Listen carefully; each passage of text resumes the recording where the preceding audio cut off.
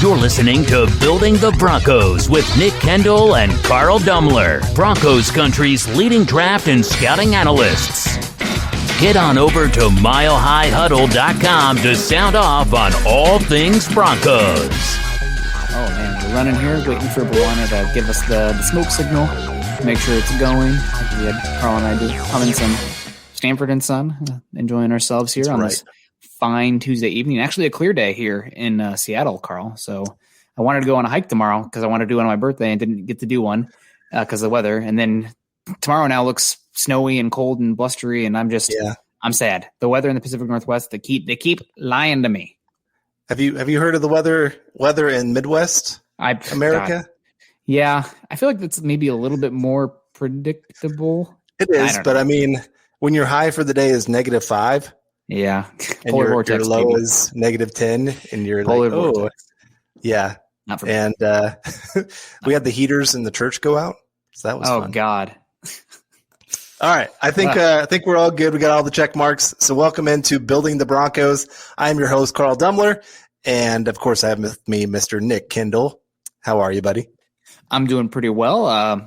Natalie, my wife, got me a light for doing the podcast, so my face is a little bit more illuminated, so that's always good. You guys can see if I'm broken out in my skincare products. We're not going to go down that list or that road today, but maybe a little bit.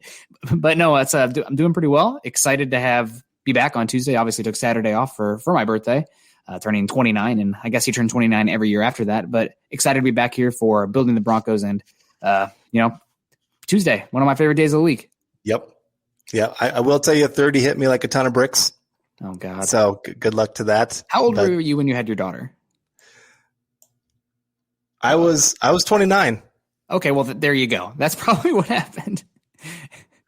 Yeah. Fatherhood. It did, because, I mean, that was that point where I'm a dad.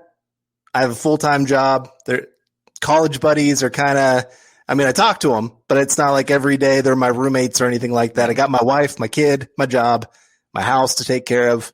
It's all adulthood at 30.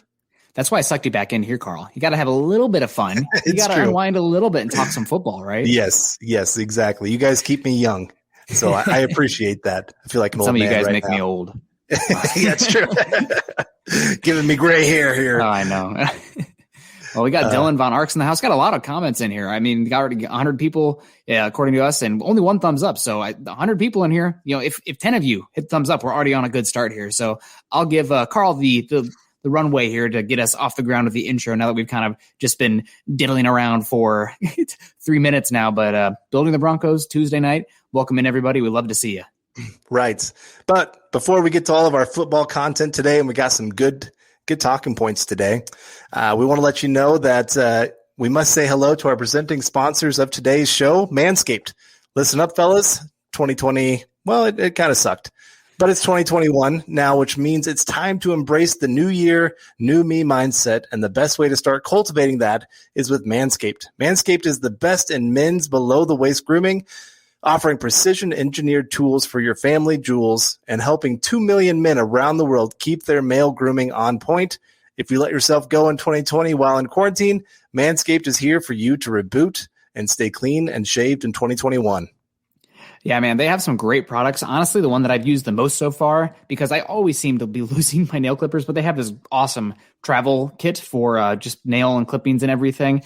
And it's got a magnet on it too, which, I mean, magnets, how do they work? It's crazy science, right?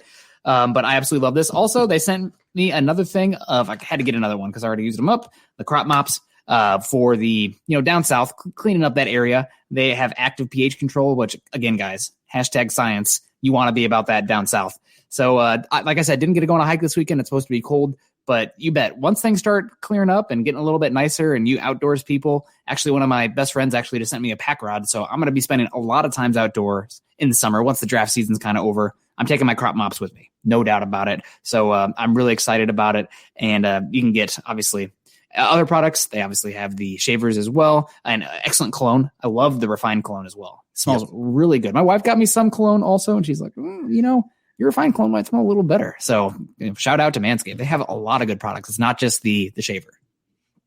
Right. Well, make sure also then that you are getting the 20% off free shipping with the code HUDDLE at manscaped.com. Your family jewels will thank you.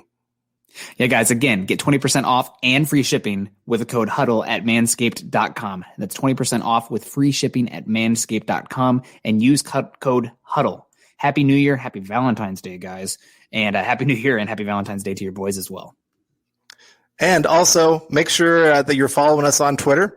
You can find me at Carl Dumler MHH and Nick at Nick Kendell MHH. And of course, John at John K MHH, always doing a great job behind the scenes for us. And make sure that you're heading on over to milehighhuddle.com, where we are going to have the best off-season content around. We're going to be talking free agency, restricted free agents. We're going to be talking quarterbacks, obviously, like we are today. We're going to be talking draft like crazy. You know how much we love the draft. So make sure you head on over there. You're not going to want to miss it, as it is part of the Sports Illustrated and Sports Nation.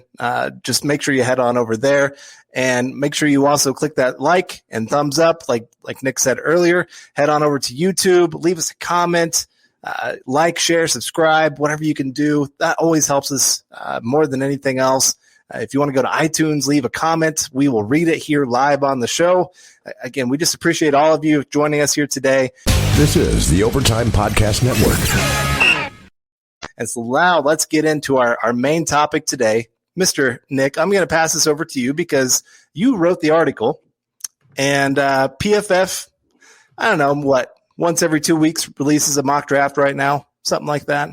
Yeah, I mean, they just rotate between their writers. But this one was interesting because it was Pro Football Focus's lead draft analyst in Mike Renner. And they also have a good show called 2-for-1 Drafts, which, I mean, hello, Nick, hashtag Nick's Beer Fund. If you have a draft podcast that also references consuming adult beverages, I'm in. But, 2-for-1's draft, they kind of talked about it as well. But they had the Broncos, very interestingly, trading up to number 7 overall, exchanging picks with the Detroit Lions. I didn't say exactly what the Broncos gave up, but it probably wouldn't have been that much. Maybe a 3rd round pick, maybe something like a 3rd and a 2022 4th. Moving up 9 to 7 is not a lot, but interestingly enough, they had the Broncos selecting quarterback from North Dakota State, the Bison, Trey Lance, the 20-year-old quarterback who only played 1 game this year and really only 1 year of college football at, where is North Dakota State? I don't even know what city it's in. Is it Bismarck? I don't. Somebody get in the chat. I know somebody in the comments knows that. But here's what Mike Renner had to say of drafting Trey Lance for the Broncos at 7 overall. He said this isn't necessarily giving up on Drew Lock. It's admitting he hasn't been good enough so far. Lance isn't necessarily the guy you want to start year 1, but he's got ample tools required to open up the Denver Broncos offense. So that's kind of the kicker there. Obviously, I want to get in a little bit more to the conversation between Mike Renner and Austin Gale. I thought that's going to be an interesting one to parse out as well. But your initial thoughts on the Broncos not only taking a quarterback, the 4th quarterback off the board here in Trey Lance in this mock draft, but moving up from 9 to 7. Well, I wanted to get a shout out to Levi Hope here real quick before I get to my thoughts. Levi, thank you for the super chat. Hey, fellas, always great work. Levi, hey, always looking good in that shirt. Exactly. So, good shirt. Yeah, we appreciate that. And I saw we got Mohammed coming in here as usual. Always appreciate that. Again, looking good in the swag. Make sure you guys are heading over, checking out all of our great things. We got the hats on today, both of us. Welcome back, Nick. Hello, Carl. Why, hello. Thanks, Mohammed. And also, if you're calling Zach the Drogon or the Dragon of Mile High Huddle, I need my own Game of Thrones name. That's on you, Mohammed, but I'm in. I love that show. So go ahead. We found out it's in Fargo. There we go. So, yeah. The most popular, yeah. But anyway, my thoughts on it. I mean, I think even the biggest Lock supporters have to admit that what he showed last year is not enough to secure that he is for sure the starter heading into 2021 or 2022. It's kind of funny. I saw somebody earlier today make a comment. They said the Broncos shouldn't trade for Carson Wentz because he just had a trash season. Why would we trade for a trash quarterback or a quarterback that just had a trash season for a quarterback that just had a promising season? And I'm going, wait, no, they pretty much had the same season. One got benched, and you can't call one trash and the other a treasure. They're both right there the same. Bottom 5 quarterback this year. Yeah. So it was not a promising season. Did he have some promising moments? We can say yes to that because there were some nice throws throughout the year. But there's a lot of quarterbacks you could say the exact same thing. Sam Darnold, that's maybe getting kicked out of New York. He had some promising throws throughout his career. Jameis Winston. Many lows. Yeah. You're talking there. That's the guy. Too many lows. You can't turn the ball over like that and keep your job. I mean, just point blank. You see Tom Brady come in, and obviously Tom Brady probably solidifies himself as the GOAT after going to the Super Bowl after 1 year in the NFC. It hurt to cheer for him, but you bet I was this past Sunday. Although you can still make an argument for Peyton Manning. Right. I wouldn't stop and there. I'd say on this comment, except one was on the rise while the other was benched. Well, I think if the Broncos had a decent quarterback, a young quarterback on the bench that they wanted to see what they had, I'm not sure that Drew Lock continues throughout that season with how he played early on. I don't know. It's yes, there are some differences obviously between Carson Wentz and Drew Lock, but I'm just trying to say that they're right. They're at PFF. He did not have a good enough season to say that he is for sure the starter moving forward. The Broncos need to do something to kind of figure out to hedge their bets, whether that's getting a veteran quarterback that maybe can come in, or if it's what they just did here in this mock draft of getting Trey Lance. Yeah. Trading up and getting him, giving him a year to sit behind. Okay, so Drew Lock develops. Maybe he does turn into something. Well, then you got this great trade piece to move down. We're seeing quarterbacks get traded for ridiculous. I was going to say, value. man, if you imagine if Drew Lock turns out to be, 20th to 15th best quarterback annually, that's a first round pick. You're getting back a first round pick at that, especially at his age. So we're getting to the point also with Drew Lock, which is something that we need to start kind of framing this discussion around of it's almost pay time, and we haven't, you can argue, Drew Lock, the quarterback or not. I don't think you can argue that he's shown enough to deserve to get paid. Now, granted, we're talking 1 to 2 years down the line, but still that's coming down the tracks quickly. And if you go get a young quarterback, you reset that clock from 2 years to 5 years. So it is interesting. It's something that we're going to talk about obviously a lot, but I'm more curious, Carl, and we'll get into this conversation a little bit and obviously get into the comment section as well, as Buana's rocking that for us right now. Your specific thoughts on Trey Lance himself, not just the Broncos quarterback situation, Drew Lock, the merits of that, but Trey Lance as the fourth quarterback off the board here and one to the Broncos, which I really like Lance's tools. I think he's got the best combination of athleticism and arm talent in this class. Doesn't mean that it's going to all come together. I mean, Jamarcus Russell had incredible tools, and he's the biggest bust ever. Right. But still, the raw tools are incredible. A lot of people rave about his character. I guess my reservations are he is a guy who probably needs a year. He needs a redshirt season, so to speak. And can you get that with Drew Lock playing erratic football? That's my biggest reservation with Trey Lance. If the Broncos can go in and bring Mariota or somebody who's much more stabilizing, and you can put Trey Lance in bubble or on ice for a year, I'm in. 100%. I love Lance. But the fact that he might have to go in year one scares me. So here's my hesitation. Okay. Is more with the questions at the coaching staff. Mm-hmm. They have 1 year to prove that they can do something. Well, you go get a first round quarterback, you're kind of saying, I'm not caring about what you really do this year. I'm playing for what's going to be the next coaching staff who's going to be with Trey Lance. Maybe I go get a Brian Dabble to come work with him because he has some similar skill sets to what you see with Josh Allen. And that's my bigger thing of what are you saying to the coaching staff when you go draft a Trey Lance? Well, this is a great transition here because Austin Gale and Mike Renner talked about this very thing with the Broncos selecting Trey Lance, moving up for him. And Gale said, quote here, if the Broncos do go with the strategy, which is trading up for Trey Lance, I hope the front office lets him know and Vic Fangio lets them know I am not on the hot seat if you want me to start Drew Lock next year. Some people have asked me about Fangio, why hasn't he been fired? And I'm like, are you serious? This guy should not be on the hot seat. He's working with bad parts. This quarterback has not played well at all. Rather, Drew Lock is on the hot seat. There are people who want Vic Fangio out of Denver more than they want Drew Lock out of Denver, and I just can't get on board with that. I can't.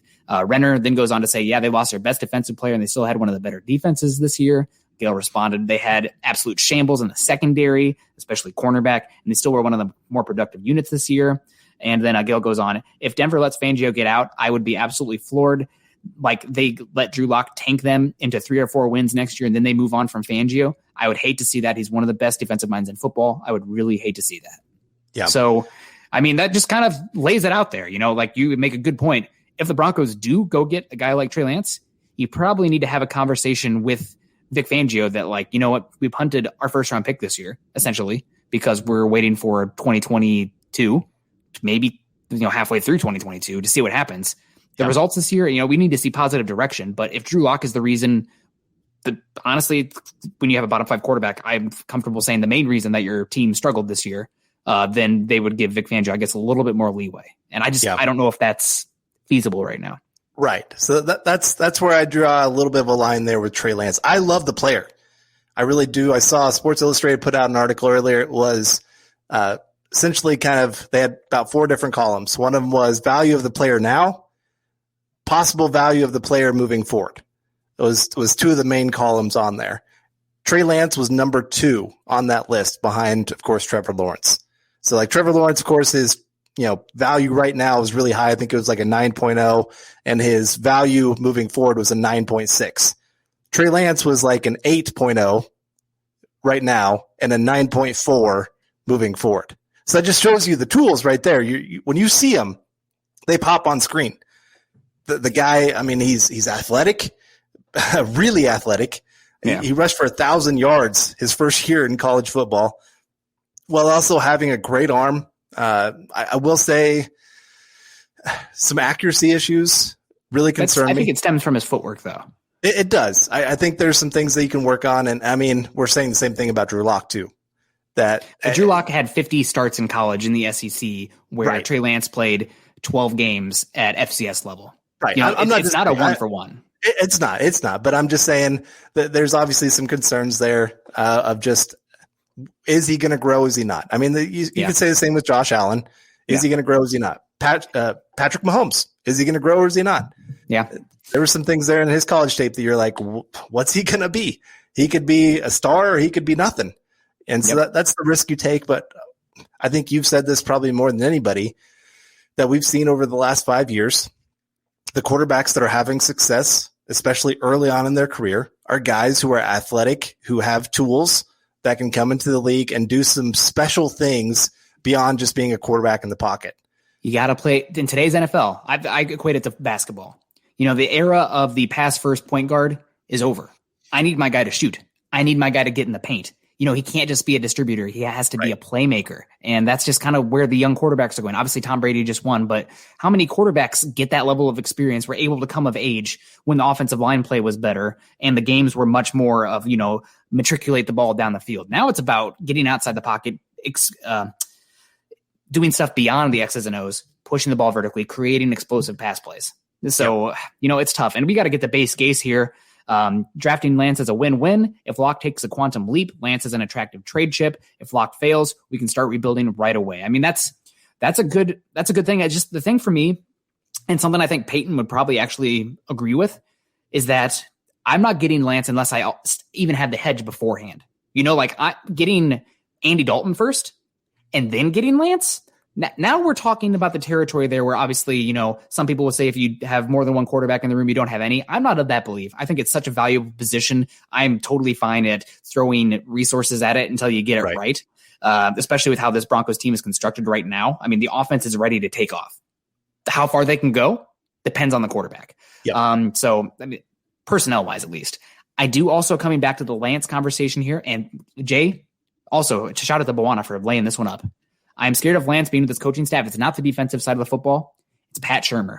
I don't think Pat Shurmur is a bad offensive coordinator, but I think he is very much of that 90s, early 2000s style offense where he wants a pocket guy that can deliver the ball quickly and accurately, not so vertically, but rather, make the quick read, get the ball in space to your playmakers, especially with the type of receivers they drafted in Judy and Hamler. Those are get open quick kind of guys, not the above the rim, general catch radius kind of guys that you see with more of those erratic accuracy kind of quarterbacks, which is not Drew Lock too, but still, I think the fit between Lance and Shurmur might be my biggest holdup.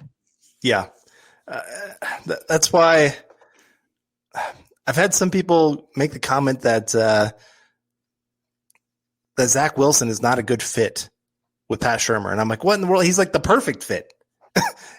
he gets the ball out of his hands quickly. He can be creative. He wants to get to his playmakers and let them go make plays. That's all we saw at BYU this year. Yeah, he threw some balls down the field, which, I mean, that's part of the Shurmur system as well. But you're right. Those quick accuracy throws, I'm not sure if that's exactly Trey Lance's game. There's a lot of the play action, big throws down the field when the play action is there, a lot of designed runs to kind of keep a defense honest that you can hit then behind the linebackers at times. A lot of those. Now, this is the part that he does fit Shurmur's system well. He does well with those out throws. Yes, well, that is something with his big arm. He can hit those pretty well. That's one area where I thought Locke would be better at, just because he has a pretty good arm, but he's just not very good with the timing on those throws. That's why they have to attack the middle of the field with him compared to the out part. Where Trey Lance, I think he showed a lot more where he did better outside the hashes than sometimes inside. This is the Overtime Podcast Network. And the big thing with Trey Lance, too, is he didn't throw a single interception in the normalized season of 2019. So while he does have there are some, I guess, similarities between Locke and Lance as far as the general accuracy throwers. Lance protects the football. Locke, I don't know if he can still be an effective quarterback pushing the ball vertically while also protecting the football. We haven't seen it. And that historically, when guys go uber conservative, the ones that have been turning the ball over at the rate that Locke has, they lose a lot of their effectiveness. So it's a concern. I mean, it's really concerning. I do want to get to a little bit more of this conversation with Mike and Gail here. He said that the Broncos decision makers, Gail did, are confident in Locke still, but they want to bring in a veteran to compete. They've also heard that Gardner Minshew is a name, which they think is absurd. And I agree with them. I think Gardner Minshew doesn't make any sense to me. Carl, explain Gardner Minshew to me like I'm 5. Is it just the swagger and stuff? Because I get that, but like, he's not a good quarterback. He's a backup. I mean, I know he has cool, wears jorts and has the minivan and whatnot, but like, you're talking about a guy that played for a 1-15 team this season and is one of the lowest yards per attempt in football. Not really a great athlete. I mean, if you're looking for somebody who can, a classic point guard, sure. But everybody's like, oh, we got to get Gardner Minshew. I don't get it. I don't get it. I think he's kind of in that Drew Lock conversation if he has those few wow moments that make you kind of go, oh, maybe if he just gets with the right situation, the right coaches, he could turn into something. And I'd say he's less of a chance than Drew Lock of turning into that. Yeah, at least Locke has like good athleticism and tools. Like, I think you obviously have a good floor with Minshew, and he'd be a great backup. But am I giving up a 3rd round pick to bring in a backup when you don't have the starter set? I don't get it. He's better. I will say he's better at protecting the football than Locke. That's the biggest thing. Yeah, that's the one area that there's a really big difference between the two. When you're looking at why he might fit better with what the Broncos want to do in this upcoming season. Just because it kind of does favor, we want to play good defense and just not mess it up on offense. Well, they messed it up a lot on the offense this year. Yeah, that's very true. Anyway, Renner continues on this conversation. He thinks that Trey Lance makes a lot of sense for the Broncos. He has a cannon for an arm, but he's not a year one guy. And coming into Denver, Drew Lock can then get a shot in 2021, and you get to see what he has and what many Bronco fans, or as he corrects himself, or some Bronco fans are holding out hope that Lock can be the guy, despite ample evidence mounting that he cannot. And that's fine. Lance gets to sit on the bench for a year and see what not to do, and he gets to see, hey, this is how I don't play the game of football. And then he comes in year 2 and Lance balls. So obviously Mike Renner and a lot of those pro football guys, this is not a direct quote from me, guys. Don't think I'm sitting here absolutely pooping on Locke, because I still think Locke has a chance to be a franchise caliber quarterback. I really do. It's just, I don't think the path there is super likely, but I'm not all saying, pooping on him like Mike was in this interview. So what did you think about Mike's take there? I mean, really pulls no punches. He is right. Not a fan. Yeah, I know people label us Locke haters. PFF Drew doubters. Yeah, that's a better way to say it, really. PFF, essentially, they want to shoot Locke's family into the sun, is how much they dislike him. And they've disliked him since college days. Yeah, so, I mean, don't let them forget that they were like, oh, Will Greer's 10 times better quarterback than Drew Lock. Yeah. That's not true. So yeah, so take what they say with that grain of salt kind of thing. Yeah. This is kind of hedging your bets in a different direction. I know some people have gone the veteran. I agree with you. I think maybe the best course of action is kind of do the 3 hedge, where you give Locke his chance. Like you said, go get an Andy Dalton. And if Trey Lance falls to you at 9, it's worth a risk at that point. Shoot, baby. Yeah. If he fails, he fails. But at least you gave it a chance to really fix the quarterback position. So we'll kind of see. I don't know. I'm not of the top 4 quarterbacks. I'd say Trey Lance is the one guy I don't want to trade up for. I don't want to put more, eggs in the basket towards one player if it's Trey Lance, because he has the highest bust potential of the top 4 guys. But the other 3, I'm willing to trade up a little bit more, just because I think their floor is a lot higher and what they can bring to the table, and because of their ability to possibly start year 1 compared to Trey Lance. But I do bank a lot more on his upside, because I have read so many things of the work ethic, the character of the player, and just the intelligence. People rave about his intelligence. Yeah. So I think there are some big differences in what he brings to the table than a lot of people are giving him credit for. So and we're talking about a guy who's playing his 19 or 18-year season in 2019. He was 18 years old, and he was mostly recruited to play safety. North Dakota State was the one school that gave him a chance to play quarterback. He put on 40 pounds, I think, over the year, and got much more muscular. And it's easy to see the tools. I'm not going to go out of my way like some of the NFL talking heads and compliment him. Gil Brandt's compared him to Steve McNair. Daniel Jeremiah compared him to Andrew Luck. As far as the tools go, that doesn't mean he's going to be that good of a quarterback, but just kind of the frame, the athleticism, and the arm talent. Those are the guys that they compared him to, which, my God, talk about that's up here. I think actually probably I would compare him to Colin Kaepernick as a player. That's I know that's a we'll not go down that road, folks. But I think that's where you're going to go. I want to get to Stanley Michael Crawford's comment here real quick. And Stanley looking snazzy in that suit there, like a little tilted there. Here, let's do that. Let's read it that way. Locke will have a great season if they have a full training camp in preseason. Locke will be much better. You watch. I hope Locke's much better, because he was a bottom 5 quarterback last season. And I do like there's up plays, but you can't turn the ball over and put the ball in harm's way as much as Locke did. He led the league, and if he didn't lead the league in turnovers, he was darn close. And he had a good amount of dropped interceptions as well. He put the ball in harm's way a lot.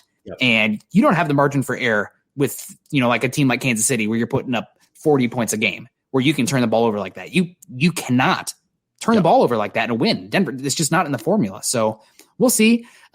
Coming back to that first point, if they have a full training camp in preseason, I can tell you guys, it's not going to happen. It's not going to happen. I obviously can't predict the future. That's something we've been made idiots of time and time again. And I'm just talking from a worldwide perspective in regards to what's going on with the world. But OTAs may never be the same again.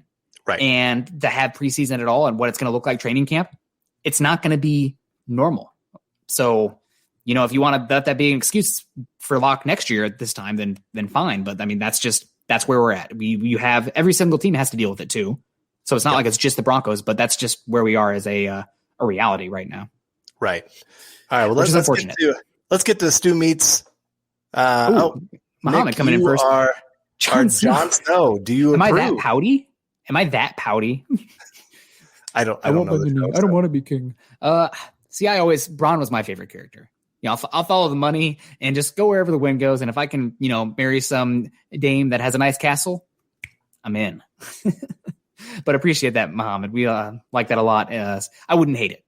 Yeah. Although I don't want to be stabbed in the chest multiple times by all the guys here. We got Stu Meat coming in. I see Nick Kendell, the GOAT. Spell my name wrong, but that's okay. But we just had Stu coming in. Really do appreciate it. Oh, here's another one. Levi.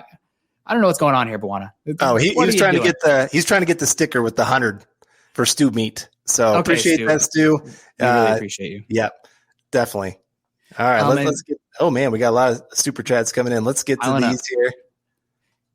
I'm going to pull up this one right here from Michael Kryvanis. Speaking of criers, Jon Snow, but Michael coming in here. Thank you very much, Michael. I haven't seen you before, but you commented a few times, so we really do appreciate that. Every Tuesday night, just make sure you come back. We'll keep talking football. Shermer blows. He's stuck in his ways. Smart coaches adjust their schemes to fit their players' strengths. Fant should have been featured so much more. Carl, I'll let you take this one away. I'll let you take the lead on this one. Okay. I would say beginning of the season, Shurmur and Locke were not on the same page. Now, some of that was Locke being injured, so they didn't really get that time right there at the beginning. So Shurmur, yes, he tried to have his scheme work with Locke, trying to see if those two could mesh well. It was not going well. Second half of the season, you saw a lot of changes. Shurmur loves to run 3 wide sets, 4 wide sets. He wants to really spread out a team, and he wants to attack the edges. He likes those out routes and then come back with the slants across the middle, the in routes, and then every once in a while do the double moves deep. That's what his scheme is really about. But Locke was really struggling with the timing of those out routes, and it just was not working. Locke did not feel comfortable with it, and so Shurmur changed up the offense. You saw them go to the 2 tight end sets a lot over the second half of the season, attack the middle of the field, have the wide receivers attacking the middle of the field. There just wasn't a lot of things outside the hashes because that's not Locke's game.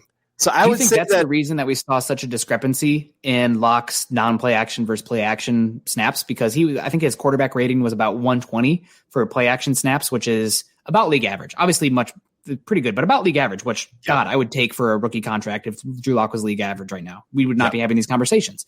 But when Drew Lock was without play action, he had the worst rating in football. I think it was 63.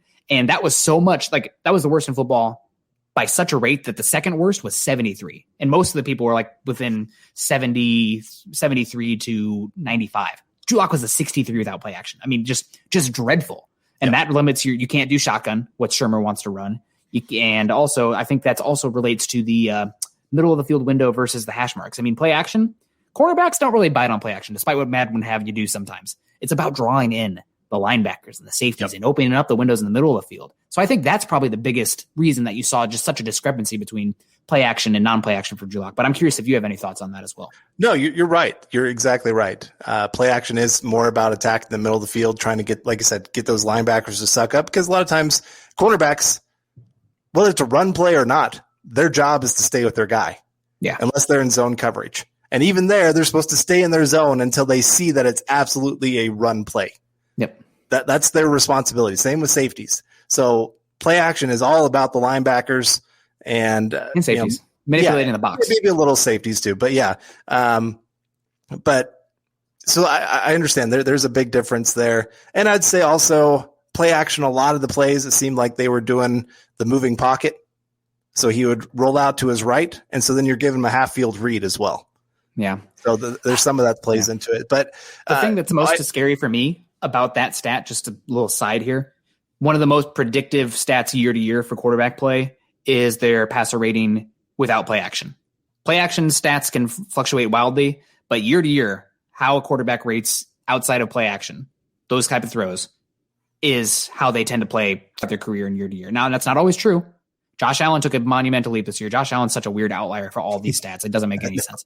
But that's another thing. It's like, oh man, it would be ideal if Drew Lock was the guy. Yeah. God, how great would it be if, the Broncos can trade back and really load up a team and maybe put some salary down and really fill out this roster and be aggressive in free agency like next year, or who knows? But like, that's not where we're at with this team. Right. So, and it's so hard because he does have some wow plays. Yes. That you're just like, that was a great throw into a tight window. Great job. Yeah. And there were plays too where he's like horrible footwork. Like there was a play, I think it was Sayer Beginger, friend of the show, both of our friends, and he posted a great throw. It was the Alberto Cuebanam drop in the New England game on the right side of the end zone. Mm-hmm. And Drew Lock threw it, absolute dime. Both his feet left the ground at one point. No reason. He hopped and falling backwards, and he threw a dime. But like when you're doing that, when your process is that poor, especially in the base, you're going to be erratic. You're just not going to have accuracy. You're going to miss timing. You're not going to have your route, the route stems, squared up with your drop back. I mean, it's just things like that. You see the wild plays, but it's like, God, get it together. It's the same thing we've seen in college, the same thing we've seen the first 2 years now. It's just, it can get better, but it's not. It hasn't been. This is the Overtime Podcast Network. All right. Well, let's. All right. Like I said, just kind of breaking it down. I would say yes, there are things that Shurmur could have done better for Drew Lock to make things a lot easier for the entire offense. But there were a lot of plays to be had that were missed. just because a play doesn't work doesn't mean that it wasn't the right play call. And then there's other times where a play works and it was a terrible play call. So you got to look at the entire process. That's why just looking at the end result doesn't mean that you actually saw what happened. Yeah. So just pay attention to those kind of things. We'll be working on breaking some of that down, helping you to dissect it a little bit more as we go through this offseason. We get a little more time to kind of get into those nitty-gritty details that we love. The nerds. Yeah, the nerds. Big nerds. Okay, I Am Supreme coming in here. Thank you very much, I Am Supreme. We appreciate that. Watching over on YouTube. Get Watson, high price and all. Let Fangio and Peyton find defensive gems in late rounds. Trust the scouting. Fangio can't fix quarterback. He can fix the defense. That's something that I think people underrate. I mean, obviously the Broncos had one of the higher priced defenses this year, but the amount of cap dollars they had on IR that missed time, and it doesn't make sense how the Broncos defense was able to be held together given the incredible loss at cornerback. Outside of, I don't know, would you rather be down to a third string rookie and an undrafted free agent guy you just picked up 2 weeks prior at cornerback or edge rusher? I feel like edge rusher, you'll be hurt because you won't be able to get that pressure, but lack of cornerbacks, that's how you get killed. Yeah. That's how you get absolutely killed. There's other ways to simulate pressure up front. Cornerbacks, you're very limited on what you can do to really cover up their issues because they're left out in some pretty big spaces. Even if you go to zone coverage, they're left in some pretty big spaces, and you can really still attack those zones. So I would say what Fangio did this last year, I think, is very underappreciated by a lot of people. I mean, a great example, Patrick Mahomes, 2 of his 5 worst games this last year, according EPA, were against the Broncos. And man, you're talking about he's making a 5-course gourmet meal with bologna, Kraft singles, and just slightly expired mayonnaise. You know, it was he's cooking out there. Ingredients not up to par. Does he need up to par ingredients? I mean, the biggest thing is the offense and the quarterback position, because we saw it. I mean, a lot of people are like, "Oh yeah, defenses win champions again. We're here." The book of what the Buccaneers did. Did you see who they had at quarterback? Did you see the offensive line? Did you see the weapons? Obviously the defense won that game, but also the Chiefs' offensive line lost that game. That's, I think, an important factor that people need to comment on as well. But in order to get a ticket to the dance, you got to be able to score points. I mean, are the Buccaneers able to hold the Chiefs to no touchdowns if they weren't able to get that lead early on and really control the pace of the game? And the Chiefs were moving the football. They got into the 34 times, 3 to 5 times. Yeah. I think they had to score touchdowns because the Buccaneers offense was scoring touchdowns. So right. And I'd say, I think if I remember right, the top 4 DVOA passing offenses in the NFL were the top 4 teams left in the AFC and NFC championship. Shocking. Absolutely shocking. Wow. So who could have seen that? I do think that there is an argument that you have to build an entire team, because we just saw that with the Bucs compared to the Chiefs. But if you don't have the quarterback, you stand 0 chance. Unless you have an all-time, once in an organizational lifetimes defense like the Broncos had in 2015. But granted, that 2015 defense doesn't even exist unless you have that elite quarterback that lures those guys there to begin with. So it's it all comes back to the god darn quarterback. So Michael coming in here. Yes. Sorry. I would say, one. Oh, go ahead. I just want to say, yes, if you stand a chance of going and getting a guy like Watson, I don't think he is so underappreciated because of this last season, and because everybody pays attention to what Patrick Mahomes does and says he does all these magical things. Watson does a lot of that same stuff, and he's a better runner. So it would be, I mean, he's a top 5 quarterback, possibly top 3 in the NFL, especially if you get him on a competent organization like the Broncos and some of the pieces that they have on offense. You got a great offensive line that's really building to something special moving here into this next year with Munchak having his 3rd year. You got a strong running game. You got weapons galore that he could work with. The Broncos would have a top 5 offense. I really have no doubt with Watson at the helm. And that can cover up a lot of other issues. The defense, I mean, I said this about the Chiefs. I think they're overrated. Their defense is overrated in the sense that they were I think they finished 12th in points allowed per game. Yeah. that was helped by the offense putting up so many points where teams got so far behind, they became one-dimensional. Yeah. So offense can really help defense a lot. It can. And I mean, it still takes a team. The Buccaneers showed that in the Super Bowl, but also Desean Watson this season showed it. Here's some factoids about Desean Watson this year that absolutely blew my mind. So Desean Watson this year had 7 games where he threw at least 10 passes and had a passer rating of 110 points, or a passer rating of 110 and lost. 7 games this year. Tom Brady has had 3 games like that in his entire career. Watson this year had 10 career losses with a 110 plus passer rating, which already ranks second all time behind Breeze, which is crazy considering, gosh, what is this year? Year 4? Watson only has 25 career losses, which means 40% of his losses he's had a passer rating of 110 or better. That's, oh my, what? Watson averaged 8.2 adjusted net yards per attempt, which is 29th best since 1960 of the 36 seasons with 8+ ANY over A, which the air yards. Watson is 250% winning percentage. Isn't just the worst. It's the second worst all time. And he also has the 7th most passing yards and 3rd most rushing yards of anyone in the group since 1960. So, hello. Desean Watson's very good at quarterback. It's still a team game, but if you have a quarterback that good at 25 years old, right, you have a chance. Michael coming in again. He also said Nick was the GOAT. I appreciate that. That's why I like you, Michael. He also said I comment on Nick's tweets daily. I tweet a lot, so that's great. I'm very interactive on there with you guys. You come at me, we will talk. And he says he's not new. Michael, we appreciate that.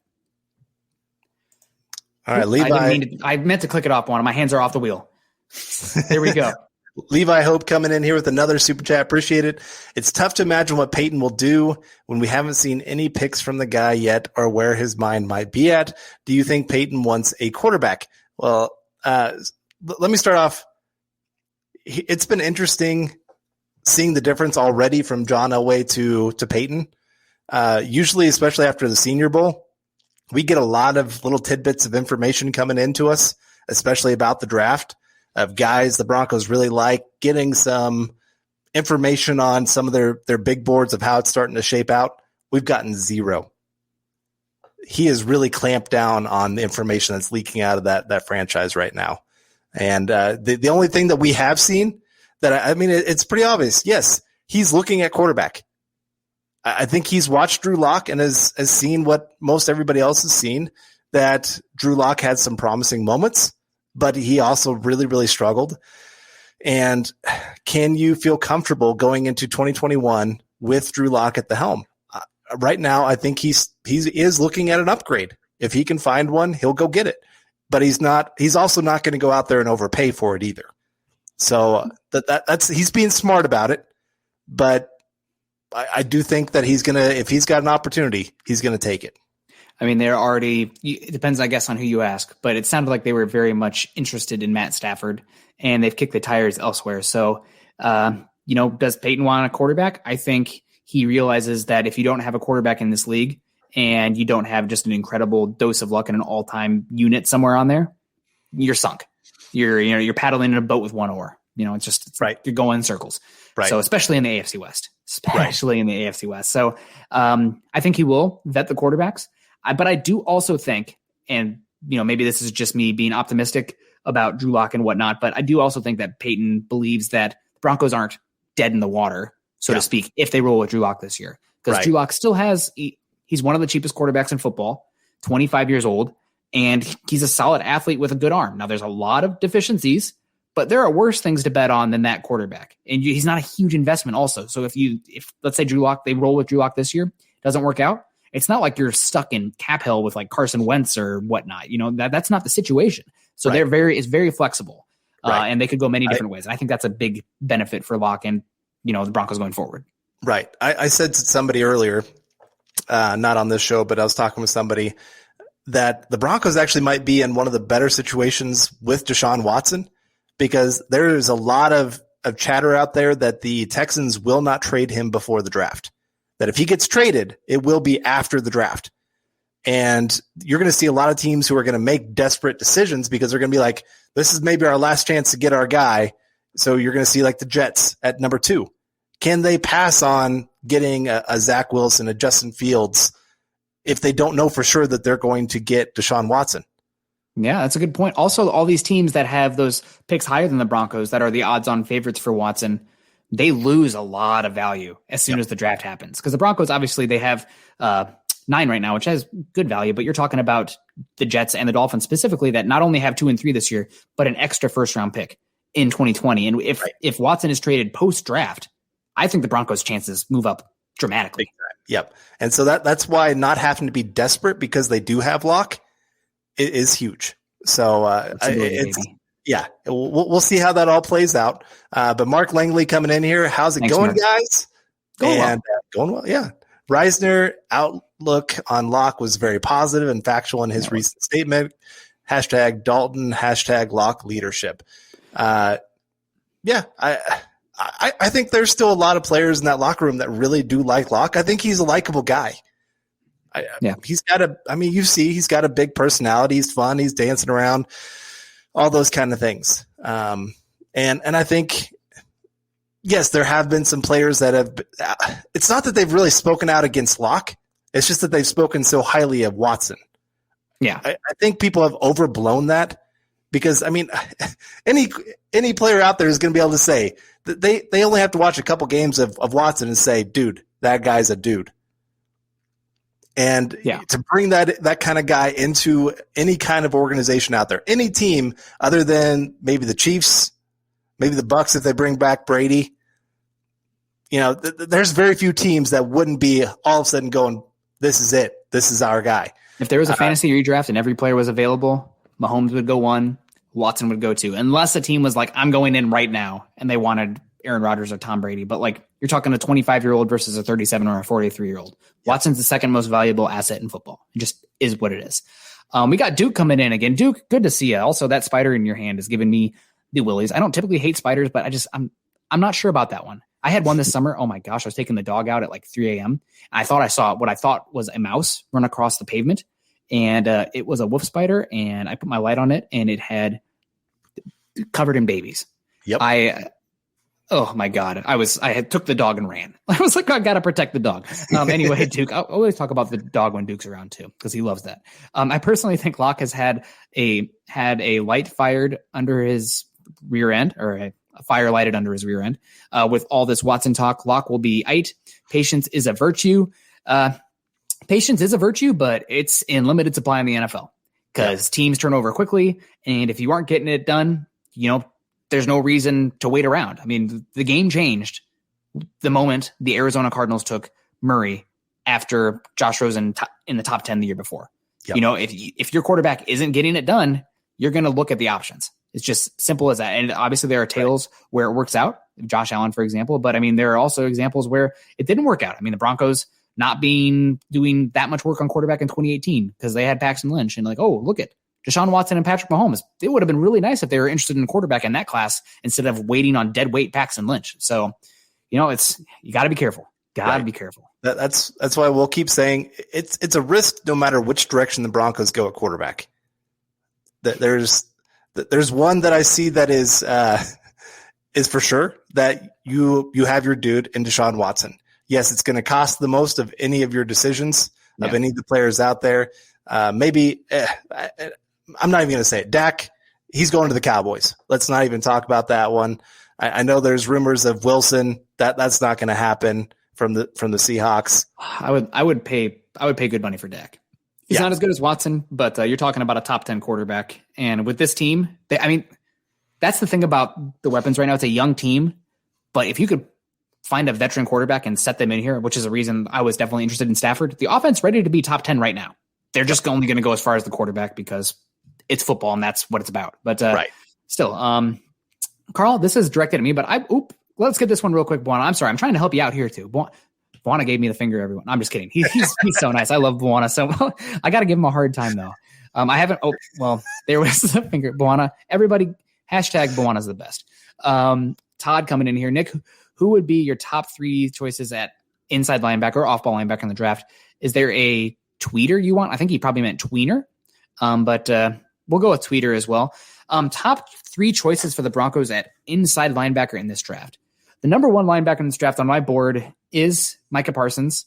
However, I am scared to death of him given Bucky Brooks, who is a family friend of him and known him for a while, came out and said, I don't know about Micah Parsons if it ever clicks for him because of maturity. big red flag, especially for a heady position, leadership position like off-ball linebacker. And then there's also, I mean, I don't want to go down too far down this rabbit hole, but there are some horrifying allegations surrounding Micah Parsons at Penn State involving hazing at its best level and sexual harassment / I guess rape at its worst. So it's bad. It's bad. And we'll see, what comes of it. These teams being a NFL draft scout, half your job is evaluating talent. The other half is being a private investigator. Like these guys are going and talking to these guys' middle school teachers. Like literally that's what they're doing to try to dig that deep to find out what these guys are about. But I do really like Parsons' talent separating the off-field stuff. And then after that, I probably would go, if we're going top 3, not my favorites, but top 3, then I would probably go Zaven Collins from Tulsa, who I don't love. I feel like a lot of people are like talking him just because they really want linebacker, but I don't think he's that level of athlete that you want. I think he's pretty close to what you already have in Alexander Johnson, to be completely honest. I don't think there's that different of players. And then I also like Nick Bolton. I think he's a solid player. I think there's not the best floor. I'd rather go day 2 linebacker. I think that's where the value is. A guy like Cam McGrone, a guy like Baron Browning, a guy like Pete Warner, a guy like Jabril Cox. I think the day 2 linebacker is what I'm far more interested in for the Broncos. What about you, Carl? I went down a rabbit hole there, but do you have any thoughts? Anybody I didn't say that you are a big fan of? Jamin Davis. Did you say him? Oh, no, from Kentucky? Yep. Yeah, Kentucky's got a couple defenders that people are starting to get up on. I did not watch Joseph, their cornerback, until recently because Dana Jeremiah was hyping him up. You have my attention. That's a talented guy. Yep. So that would be a guy that I would definitely look at there in the middle round, late, maybe 4th, 5th round if he's still there. Trying to think who else. I like Hillard a lot also from Ohio State. But that's just because he's a special teams dynamo. And if you're taking a guy day 3 and they can come in and be a special teams ace, all about it, especially with what the Broncos have had at special teams the last few years. Right. And this is part of why I know there's a lot of people out there that want Micah Parsons at 9. This is one of the deeper off-ball linebacker classes out there. And I'm not sure that Parsons is the linebacker the Broncos need. That's my main thing, because he's just not a coverage guy. It's kind of like this past year or this past Super Bowl. There's a lot of people going, Devin White, look at this guy. He's just flying around. He's doing everything. Well, Devin White's allowed to do that because they have this other guy named Levante David, who's their coverage guy, who's dropping back, who's able to play man coverage. He's also the signal caller. Like he's the check guy. Right. Here's a question. We should definitely talk about this. We'll get to it at some point. You have to get rid of Von Miller and his contract to be able to do this. Levante David, though, if the Bucks can't sign him, that's probably the one Nebraska guy I'm in on. And I've always been in on. I've always been a Levante David fan. He's been one of the most underrated linebackers in football for a while. I mean, I think he's been right up there with Kuechly and Brandon Wagner. And, just never got that limelight. So we got Bwana giving us the let's keep it going here. So base case coming in here. Other than Josh Allen, how many instances have we seen bottom 5 quarterbacks turn into franchise level quarterbacks after a year or two? The only guys I can think of recently that this really worked out for, one of them being Josh Allen, the other one being Ryan Tannehill. But Ryan Tannehill was an interesting one. First off, you can't really separate him from what they're doing with Derrick Henry. That's always going to be the question with Ryan Tannehill is how much is it the team's stacking the box and really paying attention to the running back position. And also just the play action from him. Also, Ryan Tannehill, he was taken first round, but it was always going to take time for him. He literally played wide receiver the year before playing quarterback and then going in the first round. Also, he was injured at Miami. He was showing a lot of flashes, and it was rather up and down. I mean, Adam Gase, again, also, speaking of base case, that's another one as well. So Josh Allen and Ryan Tannehill are literally the only ones I can think of over the last decade that have had that big level of turnaround where they've been bottom 5 to 10 quarterbacks and then turned into top 10. Yeah. I can't think of anyone else. Yeah, I guess you maybe could in the comment say, section, guys, if you can think of anybody else. Right. I'd say Carson Wentz made a big jump from rookie year to second year. Yeah, but you expect that. We're talking like year 2 in the league, especially with how many starts Locke has had in college already. Right. I can't think of any, especially being that low. Rich Gannon's another one, but we were playing a different game of football back in 2002. The game's changed. So I don't know. It's interesting. We got Victor coming in here. If you guys think of anyone else, please in the comments, we'll talk it out. Hey boys, hope you all doing well. Should we trade Cortland Sutton while he still has value because he isn't getting any younger? Cortland Sutton's still relatively young. He's coming up on that second contract, and at this point, coming off that injury, especially as significant it was, I think he would be selling low. Yeah. So he's worth way more on the team than he is the trade assets he'd bring back. Right. So I would not be interested. Your head's in the right place, Victor. I think you're interesting question, and you're selling low. Right. I would say if you're looking at a wide receiver that you could possibly trade, Tim Patrick is your guy.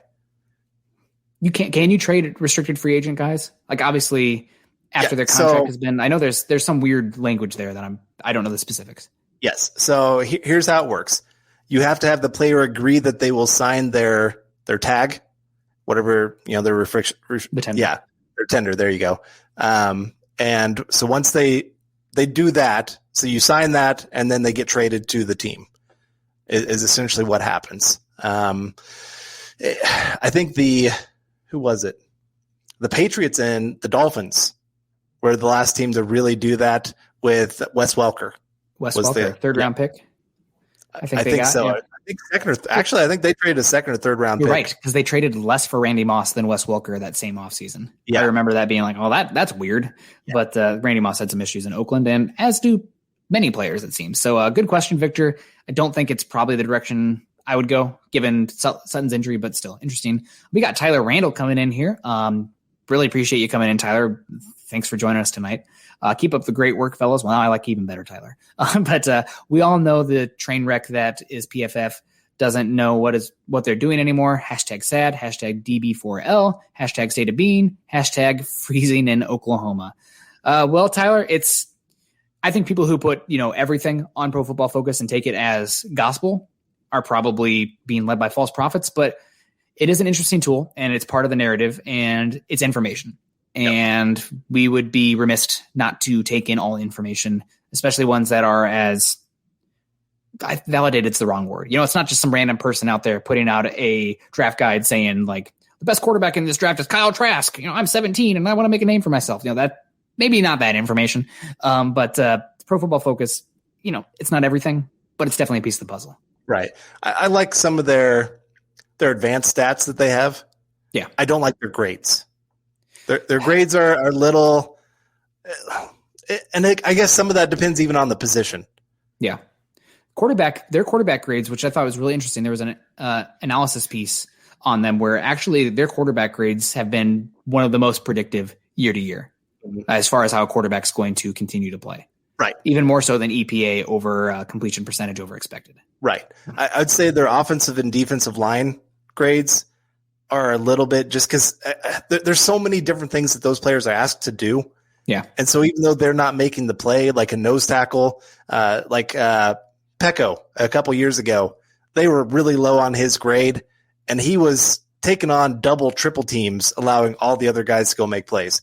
And so like, what was that linebacker's name? Todd Davis actually had a pretty darn good grade from them. But Pecco was doing a lot of work in front of him to really make his job a lot easier. That's football, though, right? When you're trying to isolate the variable and stuff like that. Then I think it was somebody in Big Data Football just won a big award talking about how flawed the process is for their coverage grades because of how they are evaluating that and how like pass deflects and whatnot are really not that valuable and they should be looking at these other variables. So, it's all a learning process. Football is such a weird game, small sample size, 22 guys executing different plays at a time. It's not like baseball where you have all these different one-on-one matchups and a huge sample size where you can get a lot of good statistical data. But so it's out there and teams are using it and the innovators will continue to be better than everybody else. So that's just how it is. Best teams in football at advanced analytics have been the Ravens, the Chiefs, the Patriots, and those teams have continued to be pretty darn good. We got Broncos fan 13 coming in here, and Buana put it up here, so I know that this is near and dear to his heart. Do you guys like McTelvin Najim? I do like McTelvin Najim. He's a guy, there's issues with him. Yeah. Needs to get stronger. Needs to play with better leverage. He's kind of a guy who pops up out of his stance right now. He's not strong enough to just take that, and he's washed out of the play. So always needed time, 95th overall pick. Hopefully we'll see him more this year. They're going to depend on him more this year. He has consistently underperformed throughout his career. He was a 5-star recruit one of the top players coming out of high school. Went to Arkansas, which a lot of people question that kind of decision. He had a lot of flash plays in college, but it just was not consistent. Yeah. That's why he didn't go as high in the draft. But if the guy ever had it all clicked together, he could turn into something special. He's got the tools. I mean, it's kind of like what we're saying with Drew Lock. He's got the tools. Can he have it all clicked together to actually make it work? Yeah, this year will be really telling for him. I don't think that, you have a, who knows what's going to happen with Shelby Harris. I think we can close the book on Jarrell Casey. I'd be pretty shocked if he was back. And DeMarcus Walker, an unknown. We will see. I mean, he actually played much better this year than he had in previous years, but he's not Draymond Jones or Shelby Harris out there who were playing pretty darn good football. But we'll see. I mean, he's a guy next year that you are really hoping can provide something, but I put him in the same pool as like Justin Strnad, maybe even Alberto Cuebanam, those kind of early day 3, late day 2 kind of guys that it's always been a 2 to 3 year plan to see them on the field and really producing. And if you can get anything from them year 2, awesome. Yep. So it's a development position too. It's taking a defense, unless you have a guy, this is true for the trenches, unless you have a guy taken in the top 20, odds are they're going to be kind of sporadic year 1, even year 2. I mean, we saw that with Draymond Jones too, who's now turned into one of the better interior pass rushers, honestly, in football. I'm really excited about him. So don't want to get too hyped about Draymond, but I love me some Draymond. Yep. So yeah, Buana, got anything else down the track? No, he's giving me the heads up. So Carl, any last thoughts on Trey Lance and that Mike Renner mock for the Broncos? Trading up to 7, going to get a quarterback. Is that something you would do? Well, I mean, if you're trading up to 7, you're probably not giving up a whole lot. Maybe an extra third for this year and next year, something like that. That's not too bad. If that's all it takes, he's worth the risk.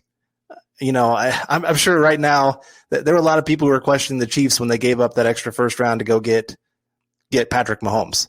Now nobody talking about it. We were saying that the whole draft is trash. Won't matter if Patrick Mahomes hits. And yep. I did not foresee him hitting like this, but that's just the quarterback position. Right. And so at that point, with a couple extra thirds, that's worth it. If they're trying to get into the top 5 and have to give up an extra first round pick for Trey Lance, that's where I have a little bit more issue with just that player. Just like I said, he's got such a high ceiling and low floor. It scares me. He's one of the scarier players in the draft. Him and Micah Parsons, for different reasons, are pretty scary players.